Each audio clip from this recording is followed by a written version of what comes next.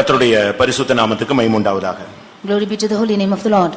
மத்தேயு எழுதின சுவிசேஷம் 3ஆம் அதிகாரம் 11ஆம் வசனம். Matthew's Gospel 3rd chapter verse 11. மனந்திரும்புதலுக்கென்று நான் ஜலத்தினால் உங்களுக்கு ஞானஸ்நானம் கொடுக்கிறேன். எனக்கு பின் வருகிறவரோ என்னிலும் வல்லவராய் இருக்கிறார். அவருடைய பாதரட்சைகளை சுமக்கிறதற்கு நான் பாத்திரன் அல்ல. அவர் பரிசுத்த ஆவியினாலும் அக்கினியினாலும் உங்களுக்கு ஞானஸ்நானம் கொடுப்பார். கர்த்தருடைய பரிசுத்த நாமத்துக்கு மகிமை உண்டாவதாக. Glory be to the holy name of the Lord. பரிசுத்தாவியின் அபிஷேகம் பெறுதலை ஒரு ஞானஸ்நானம் என்றுதான் யோவான் சானகன் அழகாக சொல்லுகிறார். John the Baptist says that the receiving of the Holy Spirit is equal to fire. நாம் இன்றைக்கு எல்லாருமே ஞானஸ்நானம் பெற்றவர்களாக காணப்படுகிறோம். Today we are all being baptized. ஒருவேளை நீங்கள் சத்தியத்துக்கு கீழ்ப்படியாமல் நீங்கள் ஞானஸ்நானம் எடுக்காமல் இருந்தால் நீங்கள் எடுத்துக்கொள்ளுங்கள். If you have not obeyed to the truth by obeying in baptism, you take it. வேத வசனத்தின் அடிப்படையில் இல்லாத ஞானஸ்நானம் பெற்றிருந்தால் மறுபடி அப்போஸ்தல ஊழியர்களிடத்திலே நீங்கள் அந்த ஞானஸ்நானத்தை பெற்றுக்கொள்ளுங்கள். If you have been baptized contrary to the word of God, then you take the baptism with the apostles. ஒருவேளை சரியான ஞானஸ்நானம் எடுக்காவிட்டால் கூட அபிஷேகம் பெறுவது தடையாக இருக்கும். It might be if you have not received the right baptism, it will be a hindrance to receive the Holy Spirit. அப்போஸ்தலர் 19ஆம் அதிகாரத்திலே நாம் இப்படிப்பட்ட ஒரு சம்பவத்தை பார்க்க இயலும். Acts chapter 19 we can see such an incident.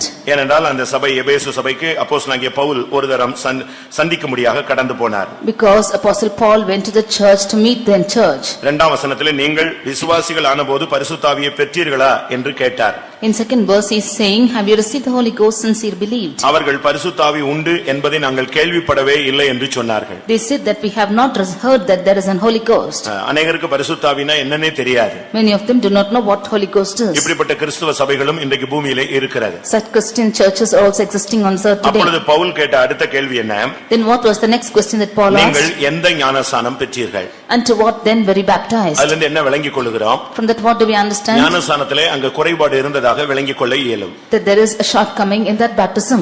அவன் என்ன செய்தான்? What did he do? மறுபடியும் அவர்களுக்கு ஞானஸ்நானம் கொடுத்தான். Again he gave him baptism. அதற்கு பின்பு அவர்கள் தலையில் மேல் கைகளை வைத்து ஜெபித்தார். After that he laid his hands upon them and prayed. 6ஆம் வசனத்திலே அவர்கள் மேல் பரிசுத்த ஆவியானவர் வந்தார். Verse 6 we see that the Holy Ghost came upon them. அவர்கள் அந்நிய பாஷைகளை பேசி தீர்க்க தரிசனம் சொன்னார்கள். They speak with tongues and prophesied. இதிலிருந்து வேதவசனத்தில் விளங்கிக் கொள்கிறது என்னன்னு சொன்னா சரியான ஞானஸ்நானம் பெறாத பட்சத்தில் கூட அபிஷேகம் பெறுவதற்கு ஒரு தடையாக இருக்கலாம். From this we understand from the word of God that if we do not take the right baptism we cannot receive the right Holy Ghost. அப்படினால் யாராவது சரியான ஞானஸ்நானம் பெறாதவர்கள் உங்களுடைய குடும்பங்களிலே இல்லாவிட்டால் இந்த சபைகளிலே இப்பொழுது அமர்ந்திருந்தால் நீங்கள் சரியான ஞானஸ்நானம் என்ன என்பதை நீங்கள் அப்போஸ்தல ஊழியத்திலே விசாரித்துக் கொள்ளுங்கள். If there will be anyone seated here on your families who have not taken right baptism, you inquire of your servants of God about the right baptism. இப்பொழுது ஜலத்தினால் ஞானஸ்நானம் கொடுத்ததான யோவான் சானகன் ஒரு வார்த்தையை சொல்லுகிறார். Now John the Baptist who gave baptism with water says a word. எனக்கு பின் ஒருவர் வருகிறார், அவர் பரிசுத்த ஆவியின் அபிஷேகத்தை தருவார்னு சொல்லாம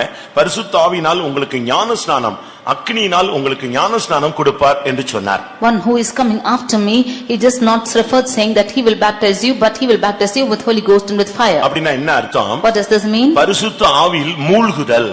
The immersion of Holy Ghost.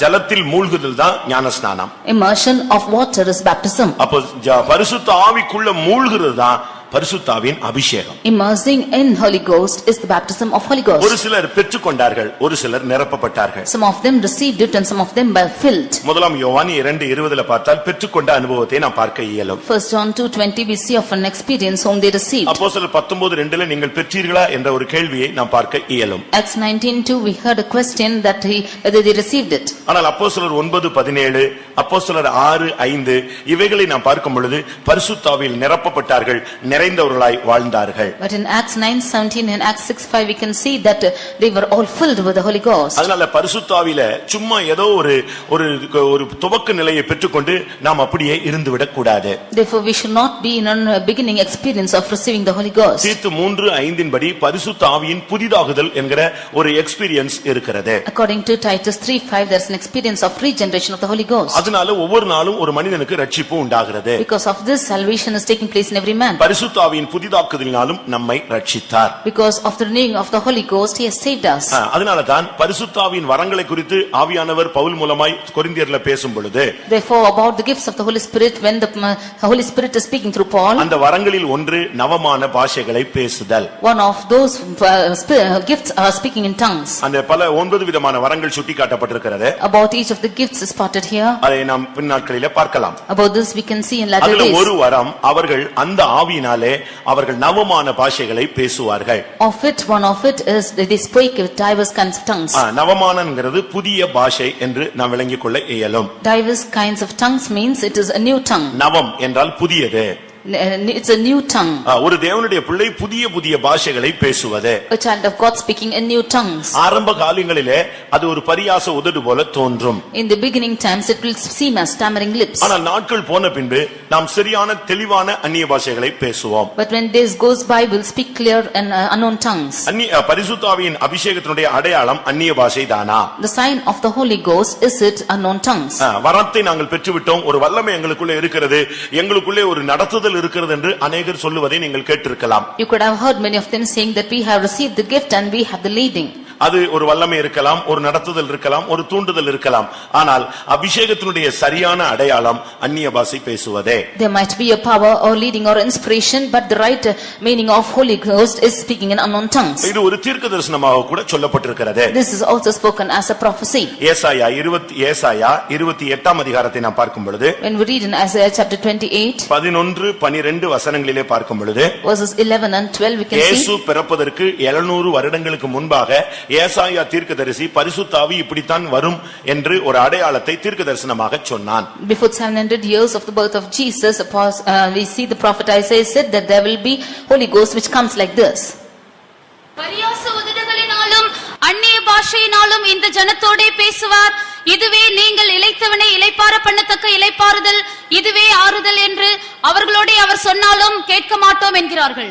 இதுதான் உண்மையான அபிஷேகம், இதுதான் அடையாளம், இதுதான் ஆறுதல், இதுதான் உண்மையான தேவ ஆவியானவருடைய செயல் என்று சொன்னால் அவர்கள் கேட்க மாட்டோம் என்று சொல்லுகிறார்கள். Although he said that this is the real rest and this is causing the beauty to rest, this is refreshing, they would not hear. அப்போஸ்தலர் 2ஆம் அதிகாரத்தில் முதல் பரிசுத்த ஆவியானவர் வெளியரங்கமாய் இறங்கின பொழுது, Acts the Apostles 2nd chapter from verse to verse onwards, when we see the Holy அந்த Ghost 120 descending, பேரும் அயல் மொழிகளில் பேசினார்கள். this 120 of them spoke in alien tongues. கூடியிருந்த ஜனங்கள் அவர்கள் தங்கள் பாஷைகளில் பேசுகிறதை விளங்கிக் கொண்டார்கள். The people who were gathered together could understand them speaking in their own tongues. இது காண்கிறதும் கேட்கிறதுமான ஒரு அனுபவம் என்று அப்போஸ்தலர் 2:33 சொல்லப்பட்டிருக்கிறது. In Acts 2:33 we can see that it's an experience of seeing and experiencing. நீங்கள் இப்பொழுது காண்கிறதும் கேட்கிறதுமாகிய பிதா அருளிய வாக்குத்தத்தத்தின்படி பரிசுத்த ஆவியை இப்பொழுது அவர் பொழிந்தருளினார். He has given you the Holy Ghost which ye now see and hear.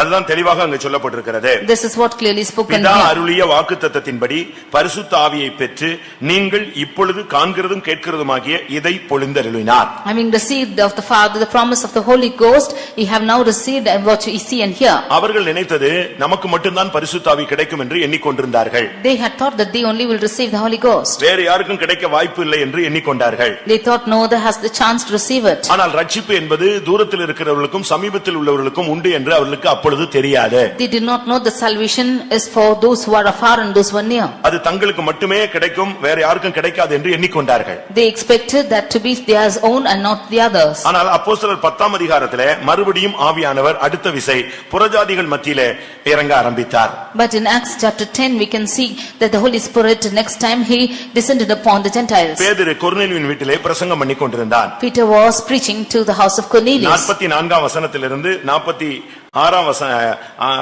வசனம் வரை நாம் பார்க்கும் பொழுது, Reading from verses 44 to 46. பேதுரு வசனத்தை பேசிக் கொண்டிருக்கும் பொழுதே ஆவியானவர் இறங்கினார். As Peter was speaking the word of God, the Holy Spirit descended. அவர்கள் பல பாஷைகளை பேச ஆரம்பித்தார்கள். They speak in different tongues. இதுதான் அங்கே சொல்லப்பட்ட அடுத்த அனுபவம். This is the next experience told இதிலிருந்து என்ன here. விளங்கிக் கொள்கிறோம்? What do we understand from this? அபிஷேகம் இறங்கின இடத்தில் ஜனங்கள் அந்நிய பாஷை பேசி இருக்கிறார்கள். In the place where Holy Ghost descended, people speak in unknown tongues. அப்போஸ்தலர் 19ஆம் அதிகாரத்திலே Acts chapter 19, பவுல் அவர்கள் தலைகள் மேல் கைகள் வைத்து ஜெபித்த பொழுது, when Paul laid his hands upon them and prayed, பரிசுத்த ஆவியானவர் அவர்கள் மேல் வந்தார் என்று அப்போஸ்தலர் 19:6 சொல்லப்பட்டிருக்கிறது. in Acts 19:6 we see that the Holy Ghost descended upon them when Paul laid his hands upon அப்பொழுது them. அவர்கள் அந்நிய பாஷைகளை பேசி தீர்க்கதரிசனம் சொன்னார்கள். Then they speak with tongues and prophesied. அப்படினால் பரிசுத்த ஆவியினுடைய வெளியரங்கமான அடையாளம் என்பது அந்நிய பாஷை பேசுதல். Therefore an open sign of the Holy Ghost is speaking in unknown tongues. உள்ளான அடையாளம் என்பது வாழ்க்கையினுடைய தன்மைகள் மாற்றப்படுவது. Internal sign is the aspects of the life being changed. அதனால் தான் முதலாம் கொரிந்தியர் 14:2 பவுல் பேசும் பொழுது அந்நிய பாஷை பேசுகிறவன் மனுஷனோடு அல்ல அவன் தேவனோடு பேசுகிறான் என்று சொன்னார். Therefore in 1 Corinthians 14:2 Paul says that he who is speaking his unknown tongues is not speaking with man but with God. ரகசியங்களை பேசுகிறான் என்று சொன்னார். He is speaking mysteries. ஒரு மனிதன் அந்நிய பாஷை பேசும் பொழுது when a man is speaking an unknown tongues, ஒருவேளை அவன் ஏதோ புலம்புகிறது போல நமக்கு அந்த பாஷை விளங்காதனால் நாம் அப்படி எண்ணிக்கொள்கிறோம். we expect him to lament because we do not understand the tongue. ஆனால் அவனை நீங்கள் தனியான விதத்தில் விசாரித்து பாருங்கள். But if you should inquire him separately, அபிஷேகத்தில் அந்நிய பாஷை நிறைந்து பேசி திரும்பி வருகிறவனை நீங்கள் நோக்கி பாருங்கள். you look unto the one filled with the anointing speaking an unknown அவன் tongues. அந்த தேவ சமூகத்தை விட்டு வரும்பொழுது ஒருவேளை தேவனுக்கு ஏற்ற துக்கத்தோடு வருவான். when he comes back from the presence of God, he will come with godly அந்நிய sorrow. பாஷையில கத்தி கத்தி கத்தி பேசியிருப்பான். ஆனா உள்ளுக்குள்ள அவனுக்குள்ள ஒரு தேவனுக்கு ஏற்ற ஒரு துக்கம், மன்னிப்பு, மனஸ்தாபம், வேதனை, தீர்மானம், பிரதிஷ்டை இதெல்லாம் வெளியே அந்நிய பாஷை பேசிட்டு இருக்கும்போது உள்ளுக்குள்ளேயே நடக்கிற சம்பவங்கள். he would have spoken in unknown tongues, but a conviction, tears within him, and repentance and confession would have taken place within himself. ஒரு வெளியரங்கமாக பேசும்பொழுது அந்நிய பாஷை பேசிக் கொண்டிருக்கிறது போல, அசைக்கிறது போல, குதிக்கிறது போல இதெல்லாம் தன்மைகள் வெளியரங்கமா தென்பட்டு இருக்கும். ஆனா உள்ளுக்குள்ள நான் மன்னிப்பு கேட்கணும், ஒப்புரவாகணும், இனி இப்படி செய்யக்கூடாது, அப்படி செய்யக்கூடாது, இப்படிப்பட்ட ஒரு பக்தி விருத்தி அவனுக்குள்ள நடைபெறுகிறது என்று வேதம் சொல்லுகிறது. we might see him externally is jumping or he is speaking in unknown tongues or getting filled in the spirit, but internally in the word of God says that he is having a cause of repentance or forgiveness or conviction within himself. இன்னொரு விதத்தில் துக்கத்தை மறக்கிறான், வியாதியை மறக்கிறான், வேதனைகளை மறக்கிறான், வறுமையை மறக்கிறான், தரித்திரத்தை மறக்கிறான், தன்னுடைய வேதனைகள் எல்லாம் மறந்து கர்த்தருக்குள்ளே கலிகூறுகிறான். ஆண்டவரே நீ நடத்துகிற பாதையில நான் சந்தோஷமா போவேன்னு ஒரு தீர்மானம் எடுக்கிறான். in another angle he is forgetting all his sorrows, his griefs and his sickness and his pains, and he is rejoicing in God and saying that he will forget all the sorrows. ஆடம்பரம் வேண்டாம், உலகம் வேண்டாம், மேன்மை வேண்டாம், எனக்கு உயர்வு வேண்டாம், பேரு புகழ் வேண்டாம், நீர் மாத்திரம் போதும், நான் தாழ்த்தி எப்படியாவது உம்மிடத்தில் வந்து சேர்ந்தால் போதும். இப்படிப்பட்ட ஒரு பக்தி விருத்தி அவனுக்குள்ளே உண்டாகிறதாக முதலாம் கொரிந்தியர் 14:4 பவுல் பேசுகிறார். in 1 Corinthians chapter 14 verse 4 St. Paul speaks that then edification is taking place in himself, that he does not want any fashions of this world or greatness or name of fame. அந்நிய பாஷை பேசுகிறவன் அவன் தனக்கு பக்தி விருத்தி உண்டாக பேசுகிறான். he who speaks in unknown tongue speaks for his own edification. ஒரு சிலர் இது புரியவில்லை என்று சொல்லுகிறார்கள். some of them say they don't understand. அது உனக்கு புரியணும்னு அவசியம் இல்லை. it's not needed for you to understand. தேவனோடு ரகசியங்களை பேசுவது பிசாசுக்கோ மற்றவர்களுக்கோ புரிய வேண்டிய, மனிதர்களுக்கோ புரிய வேண்டிய அவசியம் கிடையாது. when they are speaking mysteries with God, it's not necessary for human beings or Satan to understand it. மத்தேயு 3:11 அடிப்படையில் பார்க்கும் பொழுது when we read in the aspect of Matthew 3:11, இந்த பரிசுத்த ஆவியின் ஞானஸ்நானத்தை பெற வேண்டும். we should receive the baptism of the Holy Ghost. நீங்கள் எழுத்தின் பிரகாரமாக ஜலத்திலே ஞானஸ்நானம் பெறும் பொழுது இந்த உலகத்தில் இருக்கிற கிறிஸ்துவின் சரீரமாகிய சபையிலே நீங்கள் அங்கத்தினராய் மாறுகிறீர்கள். literally when you are baptized with water, then you become a member of the church which is the body of Christ. ஆனால் பரிசுத்த ஆவியானவர் வரும் பொழுது பரலோகம் உங்களை அங்கீகரிக்கிறது. but when the Holy Ghost comes upon you, heaven accepts you. பரலோகத்தில் உள்ளதான அந்த சர்வ சங்கத்திலே நீங்கள் இணைக்கப்படுகிறீர்கள். you become a partaker of the holy congregation in heaven. சர்வ சங்கமாகிய சபையினிடத்திலே நீங்கள் போய் சேர ஆரம்பிக்கிறீர்கள். you go into the gathering of the congregation in heaven. இந்த பரிசுத்த ஆவியின் மூழ்குதலுக்கு தான் இன்றைக்கு இந்த கூட்டங்கள் நடைபெறுகிறது. these meetings are conducted for the immersion of the Holy Ghost. ஒரு ஞானஸ்நானம் எடுக்கும் பொழுது தண்ணீரில் எப்படி மூழ்கிறோமோ அதுபோல பரிசுத்த ஆவியில மூழ்கணும். அடுத்து பரிசுத்த ஆவியின் அக்கினியில் மூழ்க வேண்டும். as when we take baptism, we are immersed in water. like this we should be immersed in the Holy Ghost. நீங்க சரியான அக்கினியில் மூழ்க வேண்டும். you should immerse in fire. அதனால தான் எனக்கு பின் வருகிறவர் அபிஷேக பரிசுத்த ஆவியினாலும் அக்கினியினாலும் உங்களுக்கு ஞானஸ்நானம் கொடுப்பார். therefore he that cometh after me, he will baptize you with the Holy Ghost and with fire. எத்தனை பேர் நீங்க ஏதாவது ஒரு பாஸ்டர் கையில ஞானஸ்நானம் எடுத்துப்பீங்க? you would have somehow received in the hands of baptism in some of the hands of இயேசுவின் கையில பரிசுத்த ஆவியில ஞானஸ்நானம் பெற்றுட்டீங்களா? but have you received the baptism of the Holy Ghost? அக்கினியில ஞானஸ்நானம் பெற்றுட்டீங்களா? have you been baptized with fire? அப்படினா நீங்க இன்னும் அடுத்த ஸ்டெப்புக்கு போகலன்னு அர்த்தம். if so, it means you have not gone to the next step. சரியான ஒரு அபிஷேகத்தின் உள்ளுக்குள்ளே நீங்கள் மூழ்க வேண்டும். you should be immersed in the right baptism. எசேக்கியேல் 47 அதிகாரத்திலே ஒரு தீர்க்கதரிசியை கர்த்தருடைய ஆவியானவர் ஒரு குறிக்கப்பட்ட ஒரு நதி கரைக்கு கொண்டு போகிறார். God is taking a prophet in Ezekiel chapter 47 to a shore of a bank of a river. அப்படி அவனை கொண்டு போகும் பொழுது when he is taking him like that, அவனை ஒவ்வொரு ஸ்டெப்பாக உள்ளே கொண்டு அழைத்து போவதை நாம் பார்க்க இயலும். we can see that he is taking him every step inside. அவனுக்கு அவனை கரையில நின்று கொண்டிருந்தான். he is standing on the banks. திரும்ப தண்ணிக்குள்ளே இறக்கினார். next he got into the water. அந்த தண்ணீர் கணுக்கால் அளவு இருந்தது. இருந்தது. that came up to his ankles. அடுத்து அவனை இன்னும் 1000 முழத்துக்கு உள்ளே கொண்டு போனார். And he measured 1,000 reed and went inside. அது முழங்கால் அளவு இருந்தது. And that went up to his knees. அடுத்து அவனை அழைத்து கொண்டு போனார். Then he called him again. அங்கே இடுப்பு அளவு இருந்தது. And it what came to loins. அதற்கு அடுத்து அவனை அழைத்து கொண்டு போனார். He then called him next. அது கடக்க முடியாத நீச்சாளமாய் இருந்தது. That came to a level that he cannot pass over. இது பரிசுத்த ஆவியினுடைய அனுபவத்தினுடைய ஒவ்வொரு பெற்றுக்கொள்ளுதல், நிரப்பப்படுதல், மூழ்குதல், இப்படி பல அனுபவங்களை காண்பிக்கிறது. This is the experience of the Holy Ghost of receiving it and immersing it and swimming within it. கூட்டம் முடியற வரைக்கும் நீ கரையில நின்னு வேடிக்கை பார்த்துட்டு போயிர கூடாது. Until the close of the meeting you should not stand on the banks and just watch or go. இல்ல நாலு நீ கரையில நின்னு வேடிக்கை பார்த்துட்டு போயிர கூடாது. Or all the 4 days you should not stand on the banks and just gape at it and go. இல்ல கணுக்கால் அளவு வந்துட்டு நீ திரும்பி போயிர கூடாது. Or just standing to the ankle level you should not go back. இல்ல முழங்கால் அளவு வந்துவிட்டு நீ போய் விட கூடாது. Or coming to knee level you should not go back. இல்ல விட்டால் இடுப்பளவு வந்துவிட்டு நீ போய் விட கூடாது. Or coming to the level of loins you should not go back. நீ உள்ளுக்குள்ளே மூழ்க வேண்டும். You should immerse in it. அந்த நதியில தான்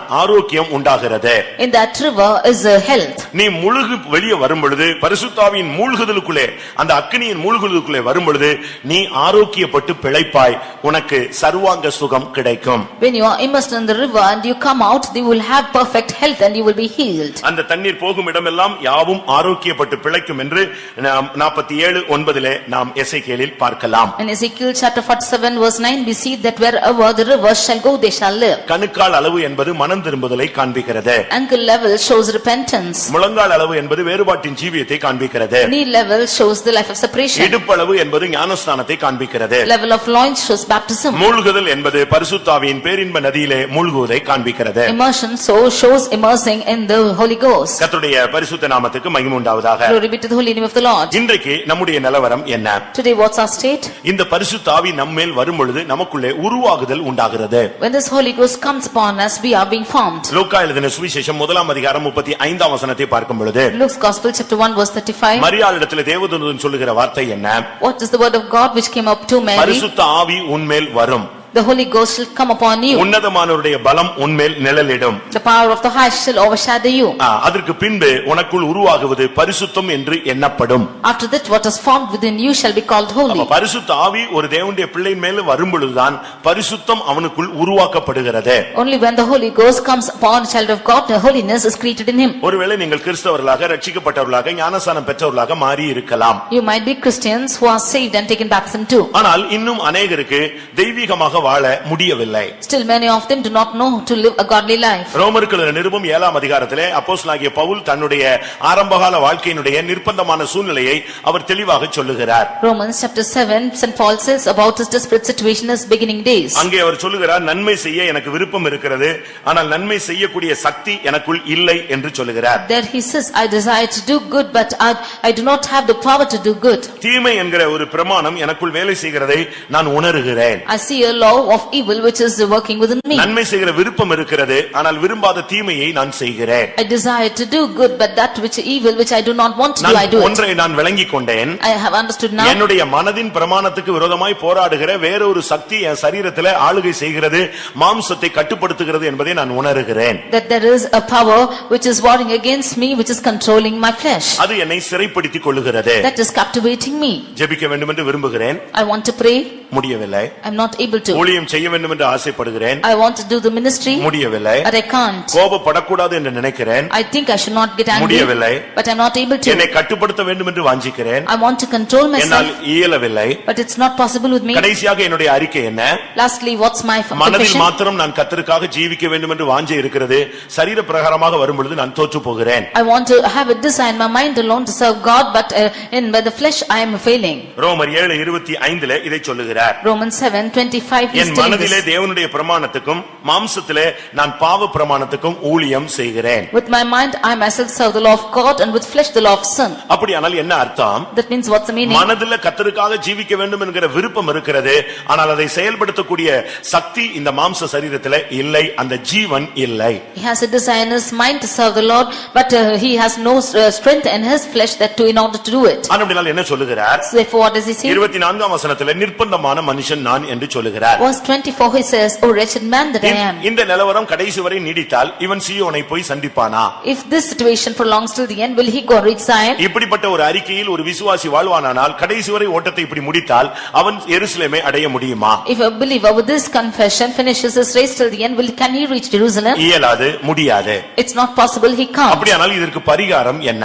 If so, what's the remedy to நாம் it? விரும்புகிற வண்ணம் கர்த்தருக்காக ஜீவிக்க, தேவன் விரும்புகிற வண்ணம் கர்த்தருக்காக பிரகாசிக்க நாம் என்ன செய்ய வேண்டும்? கர்த்தர் நமக்கு என்ன செய்ய முடியும்? To the extent we can or what we desire, to the extent God's desire, what can we do or what can God do for us? இதற்கு பதில் எங்கே இருக்கிறது? What is the reply for this? அந்த பாதையிலே போன மனிதன் அதை ஜெயித்து அவன் அதுக்கு பதிலை தெளிவாக சொல்லுகிறான். The man who went through that path, he has overcome and clearly says the ரோமர் answer. 8 அதிகாரம் 2 வசனத்தில் பார்க்கும் பொழுது, Romans chapter 8 verse 2 he says, ரோமர் 8:2, கிறிஸ்து இயேசுவினாலே ஜீவனுடைய ஆவியின் பிரமாணம் என்னை பாவம் மரணம் என்பவைகளின் பிரமாணத்தினின்று விடுதலை ஆக்கிற்றே. கிறிஸ்து இயேசுவினாலே ஜீவனுடைய ஆவியின் பிரமாணம் என்னை இவைகளிலிருந்து விடுதலை ஆக்கிற்றே. For the law of the spirit of life in Christ Jesus hath made me free from the law of sin and death. கர்த்தருடைய பரிசுத்த நாமத்துக்கு மகிமை உண்டாவதாக. Glory be to the holy name of the Lord. பரிசுத்த ஆவியின் பிரமாணம் தான் ஒரு மனிதனை நன்மை செய்யக்கூடிய மாம்சம் உள்ளவனாய் மாற்ற முடியும். The law of the Holy Ghost alone can make a man to serve God in his flesh through the Holy Ghost. அதனால தான் பரிசுத்த ஆவியின் அபிஷேகம் இந்த மாம்ச சரீரத்திலே இறங்குகிறது. Therefore this Holy Ghost is descending upon this flesh.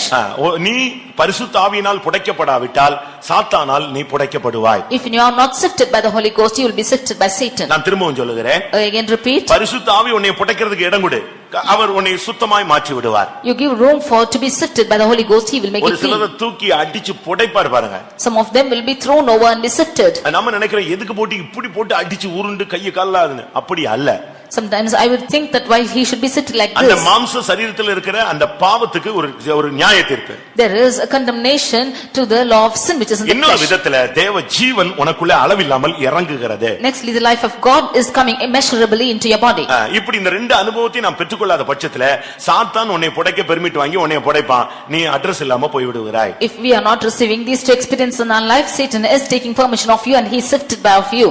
மாம்சத்துல நீங்க நன்மை செய்ய விரும்பினால் பரிசுத்த ஆவிக்கு நீங்கள் இடம் கொடுக்க வேண்டும். பரிசுத்த ஆவியின் பிரமாணம் உங்களுக்குள் வேலை செய்ய வேண்டும். If you decide to do good in your flesh, then the Holy Ghost should descend upon you and the law of the Holy Ghost should work in you. ஒரு சிலர் அபிஷேகம் பெற்றும் அதை செயல்பட விடாமல் தடுக்கிறார்கள். Some of them having received the Holy Ghost, they are preventing not to able to do எந்த it. நேரத்திலும் நாம் அப்படி செய்ய கூடாது. We should not do like this in any way. கர்த்தருடைய வார்த்தை உனக்குள்ள வந்தா நீ அடக்கி வைக்க கூடாது. When the word of God comes into you, you should not restrict yourself. கர்த்தருடைய வார்த்தை உனக்குள்ள வந்து அது ஒரு அக்னி. The word of God coming into you, it's a fire. அது ஒரு வல்லமை. It's a power. அந்த பவர் உனக்குள்ள வந்து கர்த்தருடைய வார்த்தை நீ பேசலனா இந்த பவர் உனக்குள்ள இருந்து உன்னை அழிக்க ஆரம்பிக்கும். When this power comes into you and you not utter his words, this power remaining in you will destroy you. அப்படி ஒரு வசனம் தீர்க்கதரிசன புத்தகத்திலே இருக்கிறது. About this there's a prophetical verse. கர்த்தருடைய வார்த்தை எனக்கு வந்தது, நான் அதை பேச மாட்டேன் என்று சொல்லிவிட்டேன். The word of God came into me and I refused to speak out. அது என் எலும்புகளுக்குள்ளே புகுந்து விட்டது. It went into my bones. அது எனக்கு என் எலும்புகளுக்குள்ளே புகுந்து நான் இளைத்து போனேன். And it went into my bones and I became lean. கர்த்தருடைய வார்த்தையை பேச மாட்டேன்னு சொல்றதுக்கு உனக்கு உரிமை கிடையாது. You have no authority to say that you will not speak the word of God. கர்த்தருடைய வார்த்தையை பேசுறதுக்கு தான் அது உனக்கு அனுப்பப்படுகிறது. The word of God is being given to you that it might speak it out. கர்த்தருடைய வார்த்தை நீ பேசாம நீ அடக்குனா அது உனக்கு வேதனையும் வியாதியையும் உனக்கு கொண்டு வருகிறது. If you are controlling yourself from speaking the word of God, it will bring you pain and sickness. இதைத்தான் இன்னொரு மனிதன் சொல்லும் பொழுது, நான் அடக்கி வைத்த மட்டும் என் எலும்புகள் எல்லாம் உலர்ந்து போயிற்று. This is what a man of God says, when he could control himself, his bones were become pain. அபிஷேகத்துல நிரம்பறதுக்கு வெட்கப்படவே கூடாது. We should not be ashamed to get filled in the Holy Ghost. வருஷம் போயிடுச்சுன்னு சொன்ன உடனே நீங்க அபிஷேகத்துல நிரம்பாம இருக்க கூடாது.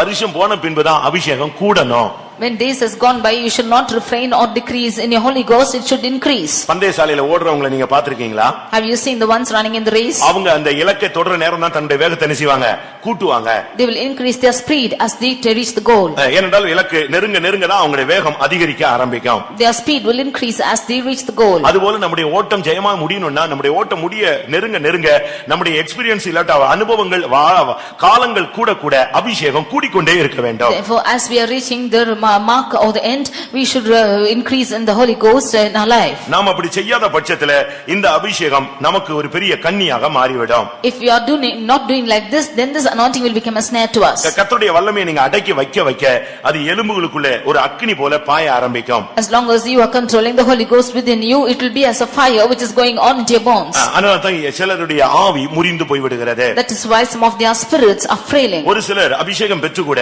தன்னுடைய வாழ்க்கையில சில சம்பவங்கள் வழியாக போகும் பொழுது அவர்கள் ஆவி முறிந்தவர்களாய் மாறி விடுகிறார்கள். Some of them, although they are anointing, when they go through certain situations, they become broken in their spirit. நீதிமொழிகள் 17ஆம் அதிகாரம் 22ஆம் வசனத்தை பார்க்கும் பொழுது Proverbs 17 verse 22 when we see, அங்க என்ன சொல்லி இருக்கிறது? what it is told there, முறிந்த ஆவி எலும்புகளை உலர பண்ணும். the broken spirit dried the bones. என்னைக்கோ நடந்த ஏதாவது ஒரு சம்பவத்தை நீங்க நினைச்சுக்கிட்டு உங்களுடைய ஜீவியத்தை, ஊழியத்தை, அபிஷேகத்தை நீங்கள் மட்டுப்படுத்த கூடாது. Thinking of an incident which has taken place someday, you should not refrain or you should not decrease your Holy Spirit. ஆவிக்குரிய ஜீவியத்தில் நீங்க ஒரு குறிக்கப்பட்ட காலம் வளர்ந்த பின்பு இவைகளிலே நீங்கள் ஆவியை முறிய அனுமதிக்க கூடாது.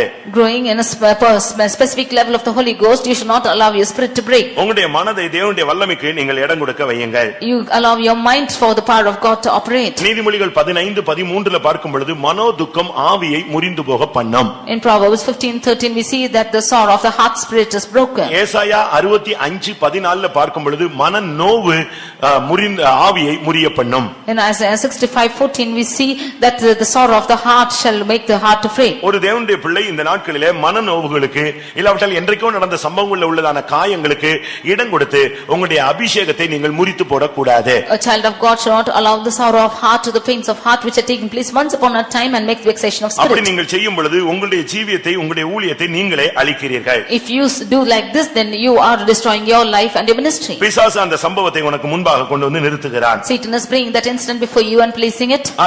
அந்த சம்பவம் நினைவு கூருக்கு வந்த உடனே உன்னுடைய அபிஷேகத்தை நீ மட்டுப்படுத்துகிறாய்.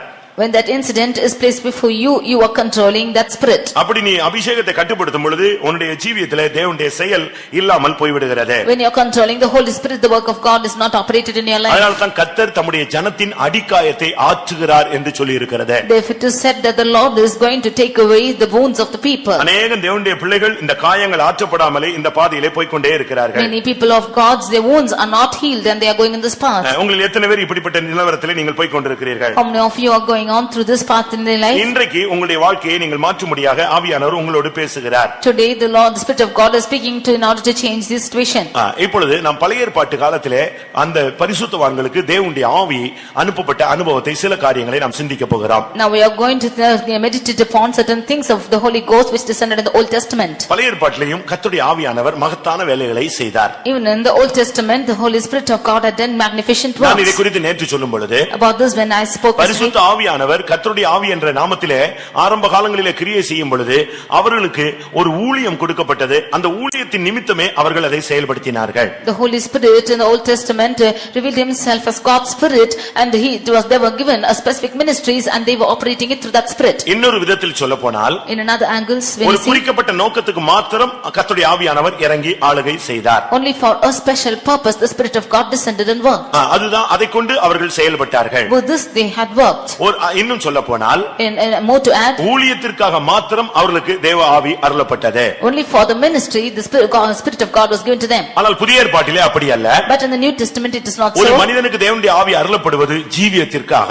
The Spirit of God is given to a man in the New Testament for his life. கர்த்தருக்கு சித்தமானால் நாம் நாளை அதை நாம் சிந்திக்கலாம். If God willing, we can meditate upon this tomorrow. ஆனால் கர்த்தருடைய ஆவியானுடைய மகத்தான செயல், பரிசுத்த ஆவி அந்த பழைய ஏற்பாட்டிலேயே எவ்வளவு வல்லமையாக கிரியை செய்திருக்கிறார் என்பதை நாம் சிந்திக்க வேண்டிய ஒரு காலகட்டம் இதுதான். But this is the time when we have to meditate how the God Spirit has worked gloriously in the Old Testament times. யோசேப்பு தேவ ஆவியினால் நிரப்பப்பட்ட ஒரு மனிதன். Joseph was a man of God who was filled with the Spirit of அதை God. பார்வோனே தெளிவாக சொல்லுகிறான். That Pharaoh உனக்குள்ளே இருக்கிற அபிஷேகத்தை மற்றவர்கள் காண வேண்டும். The anointing within you should be looked upon by the others. உன்னை புகழக்கூடாது, உனக்குள்ள இருக்கிற பரிசுத்த ஆவியை மற்றவர்கள் புகழ வேண்டும். They should not praise you but praise the Holy Spirit which is அந்த dwelling in you. அளவு உன்னுடைய பேச்சும் உன்னுடைய செயலும் உன்னுடைய நடவடிக்கைகளும் அமைய வேண்டியது அவசியம். To that extent extent your works, your deeds and your works should be ordained. ஆதியாகமம் 41:38 பார்க்கும் பொழுது இப்படிப்பட்ட தேவ ஆவியை பெற்றவன் வேறு யாரும் எங்களிடத்தில் இல்லை என்று அவன் ஒத்துக்கொண்டான். Genesis 41:38 he is confessing there's no such other person who is having the spirit of God. அவனே சொல்லுகிறான் தேவ ஆவியை பெற்ற இந்த மனுஷனை போல இந்த தேசத்திலே எகிப்திலே வேறு ஒருவன் உண்டோ? Can he himself is saying, can we find such a one as this is a man whom the spirit of God is? தேவன் உன்னோடு கூட இருக்கிறார், உனக்கு अनेक காரியங்களை வெளிப்படுத்தி இருக்கிறார். God is with you and revealing many things to you. பரிசுத்த ஆவி ஒரு மனிதனுக்குள்ள இருக்கும் பொழுது அவனுடைய வாழ்வை முழுவதும் அவர் கட்டுப்படுத்துகிறார். When the Holy Ghost is in a man, he is controlling whole of his life. கூட்டத்தின் துவக்கத்தில் நீங்கள் பாஸ்டர் பேசும்பொழுது கேட்டது போல பரிசுத்த ஆவியை நாம் கட்டுப்படுத்த கூடாது, ஆவியானவர் நம்மை கட்டுப்படுத்த வேண்டும். In the beginning of the meeting when pastor was speaking, we should not control the Holy Spirit, but we should be controlled of the Holy Spirit. இன்னைக்கு நாம் என்ன செய்கிறோம்? Today what are we doing? நாம் ஒரு prayer request வச்சிட்டு இத accept பண்ணுங்கன்னு சொல்றோம். ஆனா ஆண்டவர் நான் இத உனக்கு தரேன்னு சொன்னா அதை அக்செப்ட் பண்ணதுக்கு நமக்கு முடியல. We having a prayer request or asking God to accept this, but we were not able to accept what God is asking us to do. இதுதான் சவுலுக்குள்ள நடந்த ஒரு தீமை. This is the evil which happened in Saul. ஆண்டவர் அவனை சத்துருவை அழிக்க முடியாக சொன்னார், அதை அழிக்கவில்லை.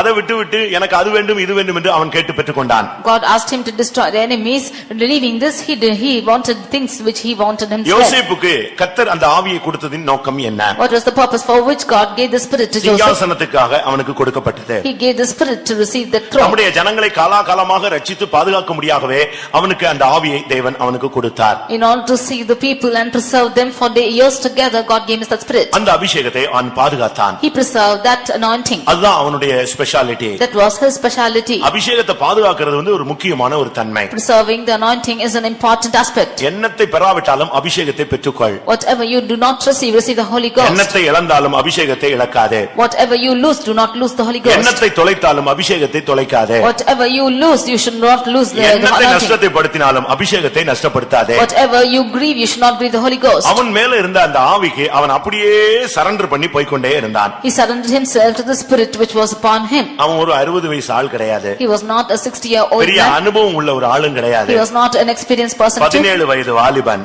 He was a 17-year-old கர்த்தருடைய man. ஆவிக்கு இடம் கொடுத்த பொழுது அவனை முழுவதும் ஆவியானவர் நடத்தினார். When he gave room for the Holy Ghost, the Holy Spirit controlled him totally. வாலிப வயதில கர்த்தருக்காக ஜீவிக்க முடியாது என்கிற ஒரு தவறான அறிக்கையை நாம் செய்யக்கூடாது. In the beginning days, we should not make a wrong confession that we cannot live for God. அப்படிப்பட்ட வார்த்தை நம்முடைய வாயிலிருந்து வரக்கூடாது. Such confession should not come out of our mouth. கர்த்தருடைய ஆவி எந்த மனிதனுக்குள்ள வந்தாலும் அவருடைய கட்டுப்பாட்டில் அவன் இயங்க ஆரம்பித்தால் எந்த மனிதனையும் அவர் தேறினவனாக பூர்ணனாக மாற்ற முடியும். Whenever the Spirit of God comes into a man, controls him, any man he can make him perfect. பார்வோனுடைய அரண்மனையிலே எப்படியும் வாழ அவனுக்கு வாய்ப்பு இருந்தது.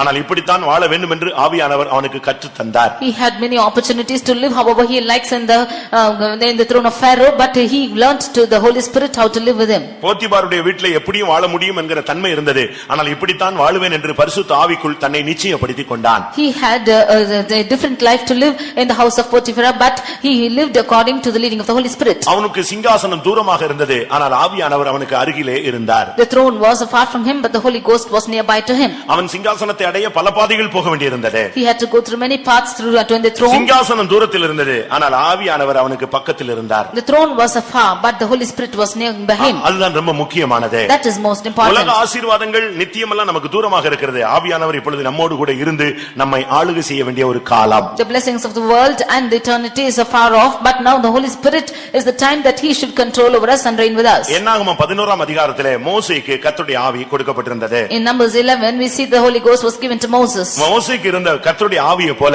பழைய ஏற்பாட்டிலே யாருக்கும் அப்படிப்பட்ட ஆவி கிடையாது. As Moses had the Spirit of God, there was nobody in the Old Testament who had such a spirit. புதிய ஏற்பாட்டிலும் அப்படி அனுபவம் இருக்கா என்று எனக்கு தெரியவில்லை. I doubt if there is a person like this even in the New Testament. ஏனென்றால் அவனுக்குள்ள இருந்த ஆவி அளவில்லாத ஒரு ஆவி. Because he had a measureless spirit within him. அவனுக்குள்ள இருந்த ஆவியை எடுத்து 70 பேர் மேல் வைத்தாராம். The Spirit upon him he placed upon 70 of அப்ப them. அவனுக்குள்ள இருந்த ஆவியினுடைய தன்மை என்ன? Then what is the character of the spirit which was in him? நம்ம இப்ப பாட்டு பாடுறோம் ரெட்டிப்பான வரம் வேணும் ரெட்டிப்பான வல்லமை வேணும்னு. ஆனா அவனுக்குள்ள இருந்த வல்லமை எத்தனை மடங்கு? 70 மடங்கு அபிஷேகம் அவனுக்குள்ள இருந்தது. These days we are singing for double fold blessings and anointing, but that blessings and anointing upon him was 70 fold. நான் இத படித்தபோது வெட்கப்பட்டேன். When I read this I was ashamed. எப்படி 70 மடங்கு ஒரு அபிஷேகத்துல அவன் வாழ்ந்திருக்கிறான். He was living with 70 fold of blessings. அதனால தான் அவன் மனைவி பிள்ளைங்கற அந்த சப்ஜெக்டே பைபிள்ல கிடையாது. அவன் மைண்ட் முழுதும் இந்த ஜனத்தை கொண்டு போய் கானான்ல சேர்க்கணும். அது மட்டும் தான் அவன் மைண்ட்ல ஓடிட்டே இருந்தது. That is what in the word of God we cannot see about his wife for children. His mind was totally in taking the children of God to Canaan. ஆனா நாட்கள் போனபோது But as days went by, இவன் இந்த ஆவியை வேண்டாம் என்று சொன்னான். he refused to have the spirit. இந்த ஜனத்தை நானா சுமந்தேன், நானா பெற்றேன், நானா சுமக்க முடியும் என்று சொன்ன பொழுது இந்த ஆவி 70 பேர் மேல் வைக்கப்பட்டு இவன் ஒரு போர்ஷன் எடுத்துக்கிட்டான். 70 போர்ஷன் மற்றவர்களுக்கு போய் விட்டது. When he said, did I beget these children or should I carry them, then the spirit upon him was taken out from him and placed upon 70 of them. அதனால தான் புதிய ஏற்பாட்டிலே இயேசு கிறிஸ்துவை குறித்து சொல்லும் பொழுது, That is why when we speak of Jesus Christ in New Testament, யோவான் எழுதின சுவிசேஷம் 3ஆம் அதிகாரத்திலே John's Gospel chapter 3, அங்க என்ன சொல்லப்பட்டிருக்கிறது? what is spoken of him there? 3:34 பார்க்கும் பொழுது 3:34. தேவனால் அனுப்பப்பட்டவர் தேவனுடைய வார்த்தைகளை பேசுகிறார். தேவன் அவருக்கு தமது ஆவியை அளவில்லாமல் கொடுத்திருக்கிறார். தேவன் அவருக்கு தமது ஆவியை அளவில்லாமல் கொடுத்திருக்கிறார். For God giveth the spirit without measure. அப்ப புதிய ஏற்பாட்டிலே 2 மடங்கல்ல 70 மடங்கல்ல அளவில்லாத ஜீவன் நமக்கு கொடுக்கப்படுகிறது. Therefore in the New Testament it is not double fold or 70 fold, but it's a measureless spirit. அதனால தான் அந்த அபிஷேகம் பெற்ற ஒரு சிலர் எல்லாம் கட்டுப்படுத்த முடியல. அவங்க எங்கேயோ போயிடுறாங்க. Therefore some of them who are anointed, they are not able to be controlled, they go somewhere. அபிஷேகம் சரியா இப்ப நாசரேத்துல இறங்குச்சுனா இந்த ஹால் காணாது. ஹால்ல ஒருத்தர் இருக்க மாட்டாங்க. If there's a right anointing descending upon Nazareth, this hall will not suffice. இவனுக்குள்ள இருந்த அபிஷேகம் தான் 70 பேருக்குள்ள போய் 70 பேர் தீர்க்கதரிசனம் சொன்னாங்க. The anointing within him went upon 70 of them and 70 of them prophesied. ஆண்டவர் சொல்கிறார், உன்மேல் இருக்கிற ஆவியை அவர்கள் மேல் வைப்பேன். God says that I will place the spirit upon you, upon all தயவு of them. செய்து உங்கள் மேல் இருக்கிற ஆவி மற்றவர்களுக்கு போகிற அளவுல நீங்கள் உங்களுடைய வார்த்தையினாலே ஆண்டவரை துக்கப்படுத்தி அபிஷேகத்தை இழந்து போய்விடக் கூடாது. Please do not grieve God by your words and make your anointing which is upon you to go upon the others. அவன் பாரத்தை சுமக்க முடியாது என்று சொன்னான். அபிஷேகம் அவனை விட்டு விலக ஆரம்பித்தது. When he said that he is not able to bear the burden, the anointing upon him left away. 70 மடங்கு இருந்த அபிஷேகம் இப்ப ஒரு மடங்கு வச்சிட்டு அவன் கடைசில கானானுக்குள்ள போக முடியாம தடுமாறி விட்டான். The 70 fold of this anointing he could not keep among himself, and finally he could not go into Canaan. அபிஷேகம் குறைந்தால் நம்முடைய இலக்கை நாம் தொட முடியாது. Without this anointing we cannot go and make reach the அது mark. சீயோனோ எருசலேமோ அதை நாம் பார்க்கலாம், அடைய முடியாது. Might be Zion or Jerusalem, we can see but cannot attain it. சீயோனின் உபதேசங்களை பேசலாம், கேட்கலாம், அதை அடைய முடியாது. We can speak the doctrine of Zion and hear it, but we cannot உங்கள் attain மேல் it. இருக்கிற அபிஷேகம் உங்களை விட்டு சிதறி போக நீங்கள் அனுமதிக்க கூடாது. You should not allow your anointing which is upon you to be scattered. என்னாகமம் 27ஆம் அதிகாரத்தை நாம் பார்க்கும் பொழுது When we read in Numbers chapter 27, 18ஆம் வசனத்திலே verse 18, யோசுவா தேவனுடைய ஆவியை பெற்ற மனிதன் என்று சொல்லி இருக்கிறது. we see of Joshua who received the spirit of God. ஆவியை பெற்றிருக்கிற புருஷனாகிய யோசுவா என்னும் நூனின் குமாரனை நீ தெரிந்து கொண்டு அவன் மேல் உன் கையை வைப்பாயாக. You take Joshua the son of Nun, the man whom the spirit is, and lay thine hands upon him. இவன் இந்த ஆவியை ஒரு விசை கூட இழந்து போகவில்லை. He did not lose the spirit at any time. இந்த ஆவியை மற்றவர்களுக்கு விட்டு கொடுக்கவும் இல்லை. He did not give a spirit even to the others. மோசேயின் மேலிருந்து எடுக்கப்பட்ட ஆவி மற்றவர்களுக்கு கொடுக்கப்பட்டது போல நூனின் குமாரனாகிய யோசுவா என்னால் தாங்க முடியாது, சுமக்க முடியாது என்று ஒரு வார்த்தையும் சொல்லாதபடினால் அவன் மேல் இருந்த அபிஷேகம் அப்படியே நிலைத்திருந்தது. அவனே கானானுக்குள் ஜனத்தை நடத்தி கொண்டு போனான். As the spirit which was upon Moses was taken away because he said he could not carry the people, Joshua did not utter such words and therefore he carried the people to Canaan. ஆனால் வாக்குத்தத்தம் பெற்றது மோசேதான். But it was Moses who received the promise. அவன் முடியாது என்று சொன்ன பொழுது அந்த அபிஷேகம் ஷேர் பண்ணப்பட்ட போது இந்த குறைந்த அபிஷேகத்தை வைத்து அவனால் கானானுக்குள் போக முடியவில்லை. When he said he cannot, when this anointing was distributed to the others, with this less anointing he cannot go to Canaan. இதை கண்டு இதை உணர்ந்து இதை அனுபவத்தில் கண்டதான யோசுவா எப்பொழுது நான் என்னால் சுமக்க முடியாது, என்னால் ஏற்றுக்கொள்ள முடியாது என்ற வார்த்தையை தேவனிடத்தில் ஒரு விசை கூட உச்சரிக்கவில்லை. தனக்கு கொடுத்த ஆவியை அப்படியே பாதுகாத்தான்.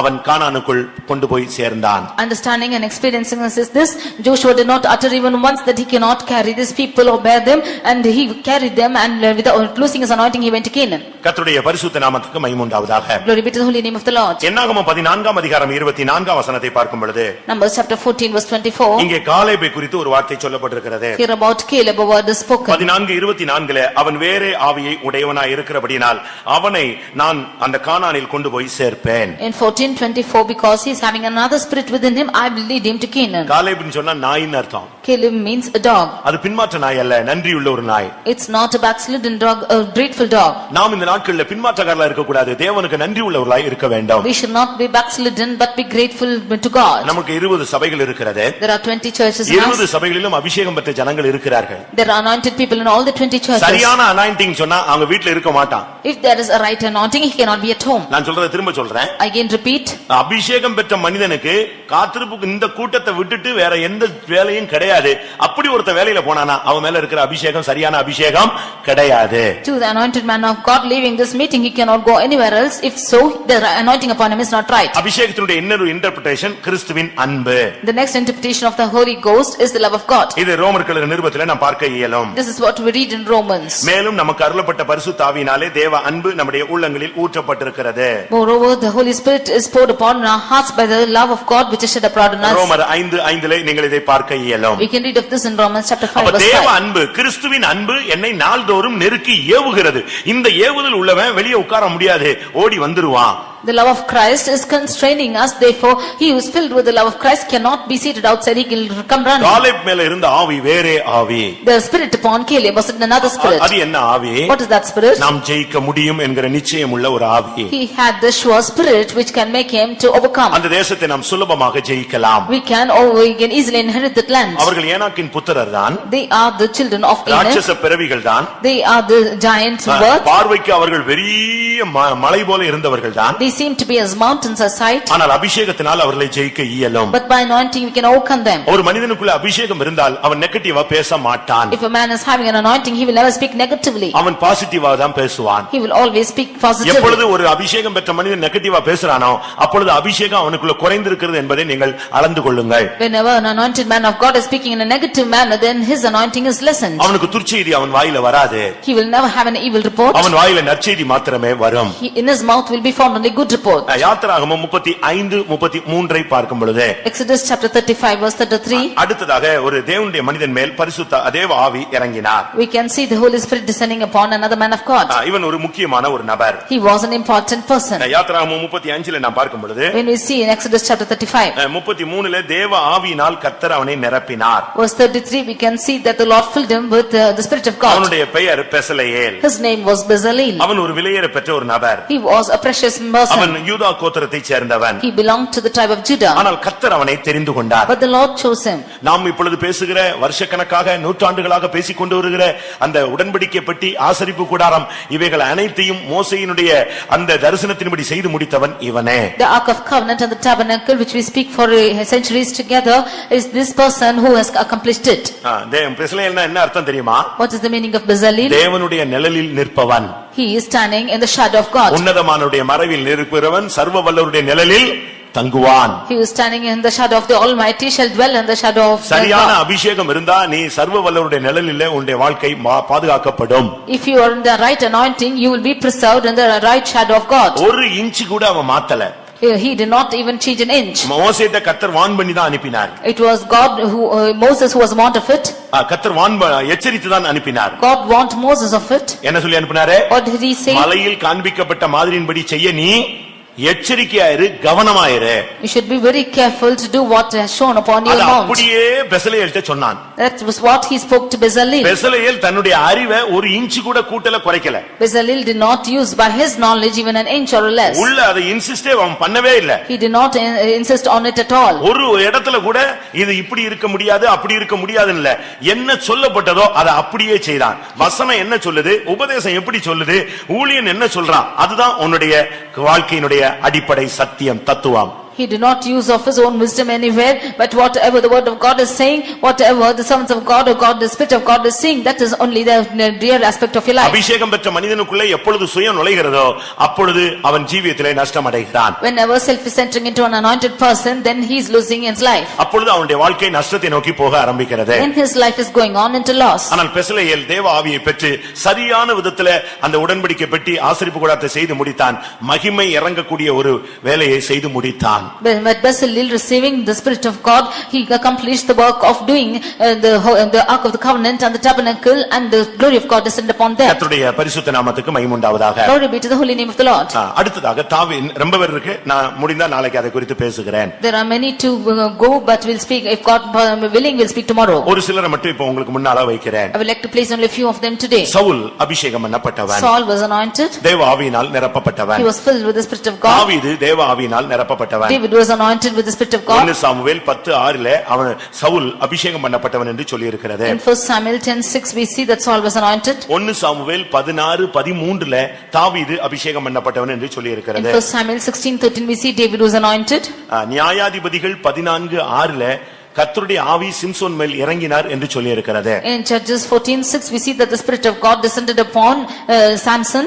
கர்த்தருடைய பரிசுத்த நாமத்துக்கு மகிமை உண்டாவதாக. Glory be to the holy name of the Lord. ஆனால் இவர்களுடைய வாழ்க்கையினுடைய தன்மையை நாம் பார்க்கும் பொழுது, But when we see the aspects of their life, Samson இந்த அபிஷேகத்தை இழந்தான். Samson lost this anointing. Saul இந்த அபிஷேகத்தை இழந்தான். Saul lost this anointing. தாவீது தன்னுடைய வாழ்க்கையில சில போராட்டங்களை சந்தித்தான். David had to face some problems. அருமையானவர்களே, ஒருவேளை கர்த்தர் உங்களுக்கு அபிஷேகத்தை கொடுத்திருக்கலாம். Dear beloved, maybe the God has given you anointing. எசேக்கியேல் 28:14 படி பார்க்கும் பொழுது, Ezekiel chapter 28 verse 14, தூதன் அபிஷேகம் பண்ணப்பட்டவனாக இருந்தான். the angel of God was anointed. காப்பாற்றுகிறதுக்காக நீ அபிஷேகம் பண்ணப்பட்ட கேருப். He was an anointed cherub in order to save the people. ஆனால் அதை அவன் இழந்து போனான். But he lost it. அவன் இழந்ததனால அவனுடைய முடிவு என்ன? What was the end that he lost it? சொல்லுங்க. தூதன் விழுந்து போனதனால அவனுடைய முடிவு என்ன? சர்ப்பம். Because the angel of God had fallen, he is a serpent. இல்லாவிட்டால் சாத்தான். Or he is a Satan. இப்படி பல பெயர்களை அவனுக்கு சொல்லலாம். We can see of different மகிமையான titles. தேசத்திலே தேவனுடைய சன்னிதானத்தில் இருந்த மனிதன் அபிஷேகத்தை இழக்கும் பொழுது சாத்தானாய் மாறுகிறான்.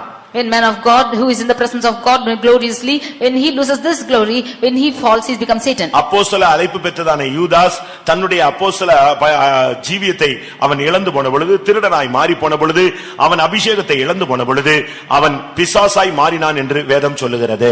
Judas, who was called as an apostle, when he lost his anointing, when he became a thief and he lost his anointing, he became a Satan. பிரியமானவர்களே, நீங்கள் எல்லாரும் அபிஷேகம் பெற்றவர்கள். Dear beloved, you have all received anointing. ஒரு சிலர் அபிஷேகம் பெறாமல் இருக்கலாம். Some of them have not received anointing. Saul அபிஷேகம் பண்ணப்பட்டவன் அதை இழந்தான். மறுபடியும் அதை பெற்றுக்கொள்ள அவன் முயற்சிக்கவில்லை. Saul received the anointing, but he lost it, but he did not again want to receive it. தேவன் அவனுக்கு வசதியை கொடுத்தார். God gave him all facilities. எதுக்காக வசதி கொடுத்தார்? Why did he give him? தன்னுடைய வார்த்தையை நிறைவேற்றும்படியாக அவனை அரண்மனைக்கு கொண்டு வந்தார். He brought him to the palace that his work must be fulfilled. ஆனால் அவன் தேவன் சொன்னதை செய்யவில்லை. But he did not do what the Lord commanded. அபிஷேகம் நமக்கு கொடுப்பது தேவனுடைய சித்தத்தை நிறைவேற்றும்படியாக. The anointing is given to us that we might fulfill the will of God. தேவனுடைய மனதை நிறைவேற்றும்படியாக. That we might fulfill the mind of God. தேவனுடைய வசனத்தை நிறைவேற்றும்படியாக. That we might fulfill the word of God. தேவனுக்காக செயல்படும்படியாக. That we might work for God. அதை இழந்த பொழுது அவன் செத்த இடம் அவன் வனாந்தரத்திலே இல்லாவிட்டால் கில்போவா மலையிலே செத்து போனான். When he lost it, he died in a place called Gilboa. அவனுடைய முடிவு அரண்மனையில் அல்ல, அவனுடைய முடிவு ஒரு வனாந்தரம் போன்ற ஒரு மலையிலே காணப்பட்டது. His end was not in a palace, but his end was in a mountain which is like a wilderness. எதுக்கு நான் இதை சொல்லுகிறேன்? Why do I say this? தூதன் இழந்தான், அதை பெற்றுக்கொள்ளவில்லை. Angel lost it but did not receive it. Saul இழந்தான், அதை பெற்றுக்கொள்ளவில்லை. Saul lost it and did not receive it. தாவீது கூட சில இடத்துல சொல்லுகிறான், நான் அபிஷேகம் பண்ணப்பட்டும் பலவீனன் சொன்னான். ஆனால் கர்த்தர் மறுபடியும் அவனை அபிஷேகித்து அவனை உறுதிப்படுத்தி விட்டார். David also says that he had received the anointing, but he is still weak, but the Lord renewed him and he stabilized him. அபிஷேக தைலம் என்பது உன் தலையில் இருந்தா அது ஒரு கிரீடம்.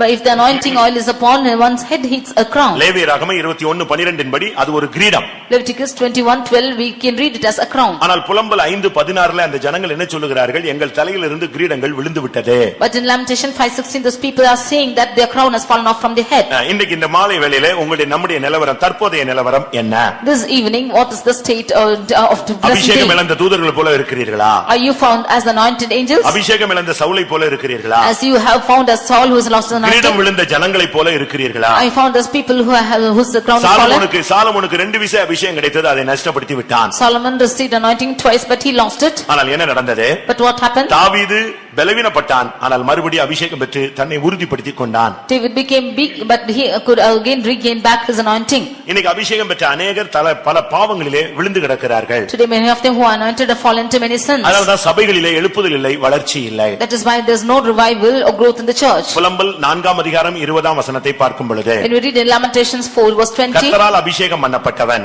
he who is anointed of God, எங்கள் நாசியின் சுவாசமாய் இருந்தவன், and he was breath of our nostrils, இப்பொழுது படுகுழியில் விழுந்து விட்டான், அகப்பட்டு விட்டான். he is now fallen under pits. அபிஷேகம் பெற்ற பின்பு இப்படி நாம் எங்கேயாவது போய் விழுந்து விடக் கூடாது. After anointing we should not go fallen anywhere. என்னாகமம் 24:2 படி பார்க்கும் பொழுது, When we read in Numbers 24:2, பிலேயாம் முதலாவது தேவ ஆவியினால் நிரப்பப்பட்ட மனிதனாய் காணப்பட்டான். Balaam was a man who was filled once with the Spirit of God. ஆனால் தவறான கருத்துக்களை அவன் வெளியே சொன்ன பொழுது, But when he gave wrong opinions முடிவு outside, அவன் குறி சொல்லுகிறவனாய் கொலை செய்யப்பட்டு மரித்தான். his end was like a soothsayer and he was murdered and killed. தூதன் இழந்ததை பெற்றுக்கொள்ளவில்லை, Angel who lost it and he did Saul not இழந்ததை receive. பெற்றுக்கொள்ளவில்லை, Saul lost and did not receive. பிலேயாம் இழந்ததை பெற்றுக்கொள்ளவில்லை, Balaam lost it and did not receive. Samson இழந்ததை பெற்றுக்கொள்ளவில்லை. Samson lost and did not receive ஆனால் it. தாவீது பெற்றுக்கொண்டான், சிம்சோன் பெற்றுக்கொண்டான். But David and also Samson received it. சாலமோன் இழந்தான், ஆனால் Samson பெற்றுக்கொண்டான். Solomon lost it but Samson received it. ஞானி இழந்து விட்டான், ஒரு பலவீனம் கண்குருடாய் போன மனிதன் மறுபடி பெற்றுக்கொண்டான். The wise person lost it but one who had become blind and lost his eyes received it. இதிலிருந்து என்ன விளங்கிக் கொள்ளுகிறோம்? What do we understand from this? அபிஷேகம் பெறலாம், அதை இழந்தும் போகலாம், மறுபடியும் பெற்றுக்கொள்ளலாம். We can receive anointing, might lose it also, but we can regain it. தன்னுடைய வாழ்விலும் ஆவியானவர் விலகி போய்விடுவாரோ என்று பயந்து தாவீது, ஆண்டவரே பரிசுத்த ஆவியை என்னிலிருந்து எடுத்து போடாதிரும் என்று அவன் ஜெபிக்க ஆரம்பித்தான். David feared lest the Holy Spirit will depart from him and prayed, Lord, take not away the Holy Spirit from me. தன்னுடைய ஜீவியத்தில் தோல்வி வந்த பொழுது தன்னிடத்திலிருந்து அபிஷேகம் போயிருமோன்னு பயந்துட்டான். When there was failures in his life, he feared that the Holy Ghost will depart from him. 51ஆம் சங்கீதம் 11ஆம் வசனத்திலே இதான் அவன் சொல்லுகிறான். Psalm 51 verse 11, he says like this, சமூகத்தை விட்டு என்னை தள்ளாமலும், you take not away from the உமது presence, பரிசுத்த ஆவியை என்னிடத்திலிருந்து எடுத்துக்கொள்ளாமலும் இரும். and take not the Holy Spirit away from me. அந்த விண்ணப்பம் அவனுக்கு உதவி செய்தது. That prayer helped him. கர்த்தர் அபிஷேகத்தை அவனை விட்டு விலக்காமல் மறுபடியும் அபிஷேகத்தை அவனுக்கு உறுதிப்படுத்தினார். அவன் 3 விசை அபிஷேகம் பண்ணப்பட்டான். God did not take away the Holy Spirit from him but confirmed that Holy Spirit, and thrice he was anointed.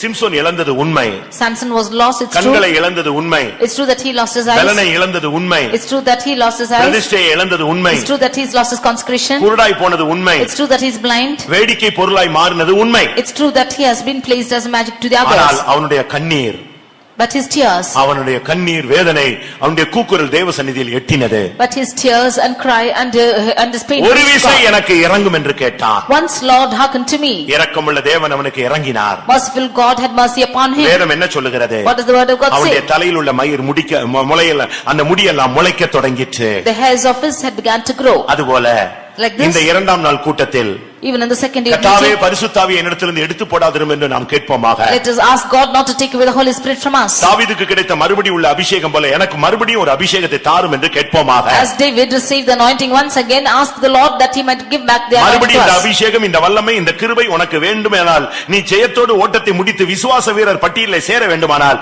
இன்றைக்கு மறுபடியும் ஆதியிலே செய்த அந்த அன்பின் கிரியைகளை, அந்த பிரதிஷ்டைகளை, அந்த முடியை மறுபடியும் முளைக்க வைப்பாயாக. If you have to run this race victoriously and again, if your name should come in the list of heroes of faith, then you in this consecration or the hairs of your head should again அப்படி grow today. வாஞ்சிக்கிறவர்கள் எல்லாரும் கண்களை மூடுங்கள். All those who desire like this, close your eyes. வேதத்தை மூடுங்கள். Close your word of God. முழங்காலை முடக்குங்கள். You kneel down. இனி ஆவியானவரும் நீங்களும் போராட வேண்டிய ஒரு நேரம். This is the time that you and the Spirit of God should strive. என்ன விதத்துல உங்களுக்கு ஆராதிக்க முடியுமோ, தேவனை பற்றி பிடித்து கொள்ள முடியுமோ, விடாமல் பற்றி கொள்ள முடியுமோ, அதை நீங்கள் செய்யுங்கள். However you can cling on to the Lord and cling on to him without failing, you can hold on to him. யாக்கோபு தன்னுடைய வாழ்க்கையிலே நெருக்கமான சூழ்நிலையில் வந்த பொழுது ஆண்டவரை இறுக பிடித்துக்கொண்டு, என்னை ஆசீர்வதித்தால் ஒழிய நான் உம்மை விடவே மாட்டேன் என்று சொன்னான். Jacob, when he came to a desperate situation in his life, clung on to God and said, except you bless me, I will not leave you. கொஞ்ச நேரம் எல்லாரும் கண்களை மூடலாமே. For some time, let's all close our eyes. வெளியில இருக்கிற யாராவது முழங்கால் போட முடிந்தால், இல்லாவிட்டால் நல்லா ஆராதிக்கணும்னு நீங்க ஆசைப்பட்டீங்கன்னா அப்படி பாயில வந்து உட்காருங்க, இல்ல முழங்கால் போடுங்க. People outside, if you can kneel down or if you want to worship God, you can come inside and kneel down on the mats. ஊழியர்கள், விசுவாசிகள், வாலிபர்கள், சிறிய பிள்ளைகள், பெரியவர்கள், வயோதிபர்கள், டீச்சர்ஸ், புதியவர்கள் எல்லாரும் இப்பொழுது தேவனுடைய வல்லமைக்கு ஒரு பெந்தேகோஸ்தின் அனுபவத்தை நாம் பெற்றுக்கொள்ள வேண்டும். Servants of God, believers, small and old, all of them, all the believers together, now we have to receive the experience of Pentecost. இனிமேல் உள்ள ஒவ்வொரு நொடியையும் நீங்கள் பயன்படுத்திக் கொள்ள வேண்டும். Hereafter, every second you should make use of it. யாரும் ஆவியில் நிரம்புறாங்க, அவங்க ஏன் நிரம்புறாங்கன்னு நீங்க பார்க்க வேண்டாம். உனக்கு அந்த அபிஷேகம் கிடைக்கலன்னா அழு. Don't see as to who is getting filled in the spirit, but if you want the anointing, you cry out. அபிஷேகத்தில் நிரம்புறவங்களை பார்க்காத, நிரம்புறவங்களை போய் பிடிக்காத. Don't look at the ones who is filling in the spirit and do not go catch them. யாரையும் disturb பண்ண கூடாது. Don't disturb anybody. ஆனா நல்ல நமக்கு இடம் இருக்கு. But we have a plenty space. அரபு தேசங்கள்ல எல்லாம் இப்படி ஆராதிக்க முடியாது. In the Arab countries they cannot worship like this. Communist தேசங்கள்ல இப்படி ஆராதிக்க முடியாது. In the communist countries they cannot worship like நம்ம this. இந்தியாவிலே சில இடத்துல இப்படி ஆராதிக்க முடியாது. Even in India and some places we cannot worship like this. கர்த்தர் நல்ல சுயாதீனமான ஒரு தன்மையை தந்திருக்கிறார். But God has given us liberty like this. அப்படியே டைரக்ட்டா பெந்தேகோஸ்தே நாள்ல அந்த மேல் வீட்ல இறங்கின ஆவி இன்னைக்கு நம்ம மத்தியில இறங்கட்டும். As on the day of Pentecost that the spirit which descended upon the upper chamber, let it descend upon us. வீட்ல இறங்கின அபிஷேகத்தை குறித்து பேதுரு பேசும் பொழுது, when Peter speaking about the anointing which fell upon Cornelius' house, ஆதியிலே இறங்கினது போல கர்த்தர் இறங்கினார். the Lord descended as he descended on the early days. அதனால நீங்க இந்த கூட்டத்தை விட்டு எழும்பும்போது கர்த்தர் என்ன பேசினார்னு நீங்க சொல்லணும். Therefore when you rise up out of this meeting you should say the Lord has spoken to you. கர்த்தர் என்னை தொட்டார்னு நீங்க சொல்லணும். You should feel the touch of God. கர்த்தர் எனக்கு ஒரு தரிசனம் கொடுத்தார்னு சொல்லணும். You should say that you have seen the vision of என்ன God. ஒரு அபிஷேகத்தினால் நிரப்பினார்னு சொல்லணும். You should say that you've been filled by the Holy Spirit. நீங்க எல்லாரும் இப்ப பெற்றுக்கொள்ளும்படியாக வந்தவர்கள். You have all come to receive. திரும்பி போகும்போது எனக்கு கிடைக்கல, எனக்கு முடியல, ஐயோ நான் விட்டுட்டேனேன்னு சொல்லிட்டு நீ பரிதாபத்தோடு நீ திரும்பி போக கூடாது. When you should go back you should not go with a pathetic situation that you have lost it or கேட்கிற எவனும் பெற்றுக்கொள்கிறான். Anyone who asks will receive. கேளுங்கள் அப்பொழுது உங்களுக்கு கொடுக்கப்படும். Ask and you shall receive. உங்கள் சந்தோஷம் நிறைவா இருக்கும்படி நீங்கள் அதை பெற்றுக்கொள்வீர்கள். You will receive that your joy might be full. பரிசுத்த ஆவியை கொடுப்பது அதிக நிச்சயம் அல்லவா? It is sure that you will receive the Holy Ghost. இழந்து போயிருந்தா ஆண்டவரை விடாத. கர்த்தாவே என் வாழ்நாள் முடியறதுக்குள்ள இன்னைக்கு எனக்கு ஒரு அபிஷேகம் தாங்க, நான் ஜெயத்தோடு இன்னைக்கு என் ஓட்ட முடிந்தாலும் ஜெயத்தோடு முடியணும்னு சொல்லுங்க. If you have lost it you ask of the Lord that your race if it's ending today let it end in glory victoriously. எத்தனை பேர் அப்படி கேட்க போகிறீர்கள்? How many of you will ask like this? 1 hour நீங்க யாரும் கண்ணே திறக்க கூடாது. For 1 hour you should not open your eyes at all. வீட மறந்துரு. Forgetting your house. உன்னுடைய தொழிலை மறந்துரு. Forgetting your business. உன்னுடைய பிரயாணத்தை மறந்துரு. Forgetting your journey. அம்மா அப்பா மனைவி புருஷன் பிள்ளை ஊழியம் எல்லாத்தையும் நீ மறந்துரு. Forgetting your father mother your wife and children and your ministry. உன்னுடைய ஒரே இலக்கு பரிசுத்த ஆவியின் அபிஷேகம். Your only one mark should be the anointing of the Holy Ghost. அந்த ஆவி இருந்தா போதும், நீ எல்லாத்தையும் வின் பண்ணி நீ கடந்து போய்டுவே. When that spirit is there you can win everything and go. எல்லாரும் வாயை திறந்து கொஞ்ச நேரம் கேட்டு கர்த்தருடைய சமூகத்திலிருந்து இரக்கத்தை பெற்று தேவ ஆவியினால் முடிசூட்டப்படுவோம். All open your mouth and ask the Holy Ghost and be filled with that Holy Ghost.